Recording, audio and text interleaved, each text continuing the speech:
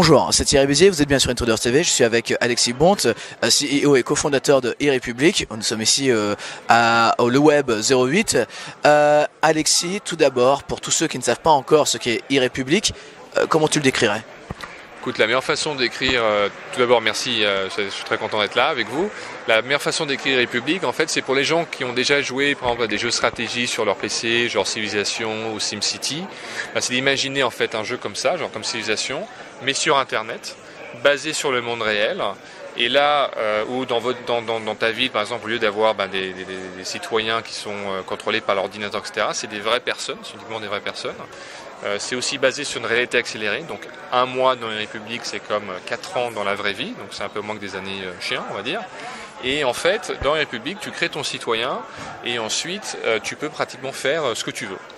C'est-à-dire tu peux décider de monter une société, tu peux décider de éventuellement rentrer dans un parti politique, essayer de devenir député, essayer de devenir président de ton pays. Tu peux devenir le président de la France, par exemple, tous les mois.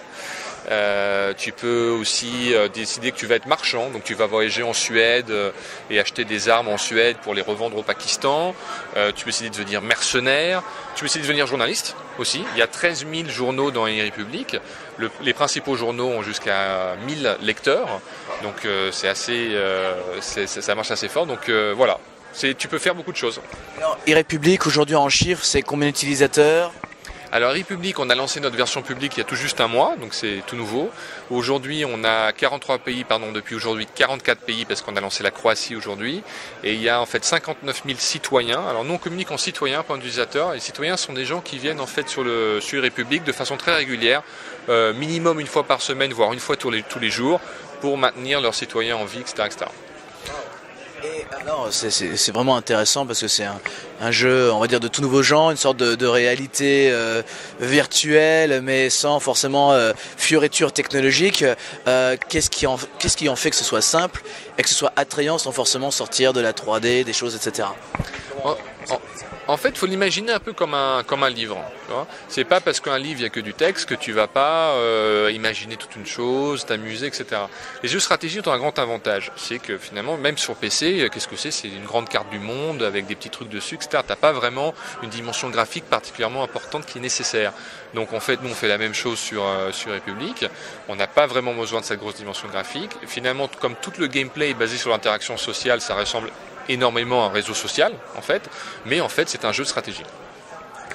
Alors ce jeu de stratégie, comment aujourd'hui on peut le monétiser? Alors aujourd'hui la façon dont on le monétise est très simple, donc le jeu est gratuit, donc on joue de façon totalement gratuite. Ensuite dans chaque pays on a une monnaie locale, donc en France par exemple on a le français, il n'y a pas d'euro dans les Républiques, on a le franc français, il n'y a pas d'euro dans les Républiques, mais chaque monnaie est indexée sur le e-République Gold. Et ensuite, en fait, si tu veux faire certaines choses dans le jeu, tu as besoin d'un République Gold. Donc, si tu veux monter une société, ça coûte 20 gold. Si tu veux monter un parti politique, ça coûte 40 gold, etc., etc. Et en fait, tu peux obtenir le gold de plusieurs façons. Tu peux soit l'obtenir en invitant un ami dans e-République qui va commencer à jouer et en l'aidant à atteindre un certain niveau. Là, on te donne 5 gold. Tu peux soit en gagnant de l'argent dans e-République, en ayant un boulot, en ayant ta société, tu peux échanger sur un marché monétaire ta monnaie locale contre du gold, ou alors tu peux en acheter avec ta carte de crédit, avec ton PayPal, ou depuis aujourd'hui en France avec un SMS, par SMS aussi. D'accord, super. Pas de vente d'items par exemple, pour avoir, je sais pas, une meilleure situation, etc. Est-ce que celui qui a le plus d'argent peut gagner dans e-République? Alors en fait, on a fait très attention à garder l'équilibre, donc une personne qui a beaucoup d'argent dans le vrai monde ne va pas forcément gagner dans la République parce qu'en fait on limite le gold qu'une personne peut acheter chaque semaine. Donc tu as le droit d'acheter du gold qu'une fois par semaine et seulement une certaine somme. Ensuite tu peux aussi acheter des items dans la République avec du gold, mais pour l'instant on vend que des wellness packs qui sont en fait comme des packs de pharmacie qui permettent aux militaires, aux soldats de guérir plus rapidement, et on va progressivement introduire d'autres choses. Ce jeu s'adresse à qui exactement? Il s'adresse aux adultes, aux hommes, aux femmes, aux enfants, à qui peut commencer à jouer? Alors aujourd'hui la moyenne d'âge du joueur à la République est de 27 ans, donc c'est plutôt des jeunes adultes. C'est à 80% masculin parce que les jeux de stratégie plaisent de façon prédominante aux joueurs masculins.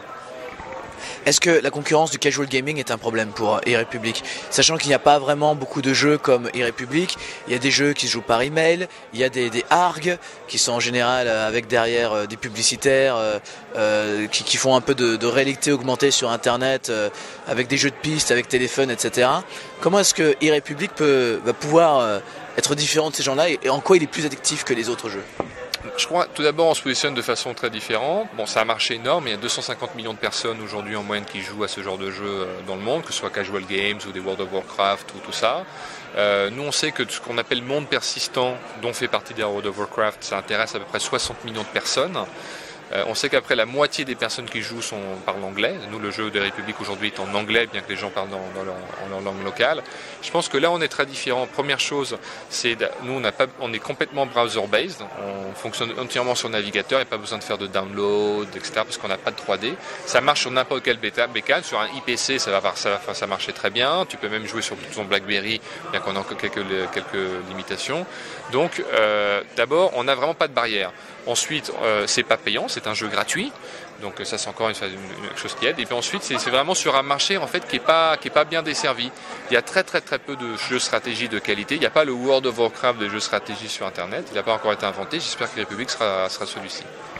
Alors, vous avez besoin de quoi en ce moment? Vous venez juste d'ouvrir la bêta. Utilisateurs, argent, qu'est-ce qu'on recherche en ce moment? En ce moment, on a à peu près entre 1000 et 500 nouveaux citoyens qui rejoignent ce nouveau monde pour essayer de le transformer, essayer de le changer. Venez de plus en plus nombreux pour qu'on s'amuse. Merci beaucoup Alexis, merci pour tous ces détails et rendez-vous sur e-République. À très bientôt.